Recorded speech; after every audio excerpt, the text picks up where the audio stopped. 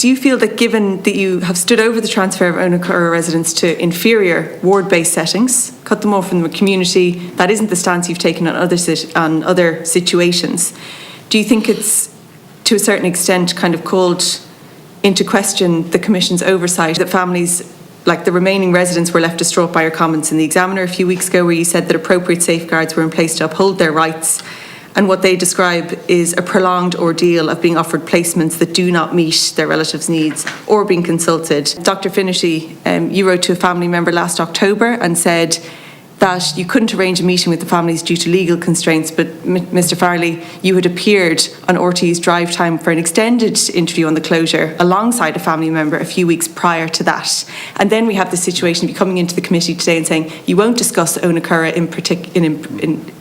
specifically, but you've mentioned St. Stephen's there. You haven't explained to the committee why you won't address the situation. The way you spoke to Deputy Hourigan is another issue that I just think, do you think all of this is perhaps going to call into question the Mental Health Commission, and when you want to extend your remit into community adult and child mental health teams, do you think that this is going to have an impact on how people see that? Well, look, you have your views. I don't agree with your views. Just how regulations work is, and regulation works, it is active, it's happening all the time. We act as well as we can within the powers that we have. Do you accept that, as from the general public's perspective, it might call into question maybe if the Mental Health Commission is the right body to go ahead and now extend your remit into community and adult child mental health teams? Well, you obviously have a view, and that's your view. I'm not asking you about my view. I'm asking you what your view is on that.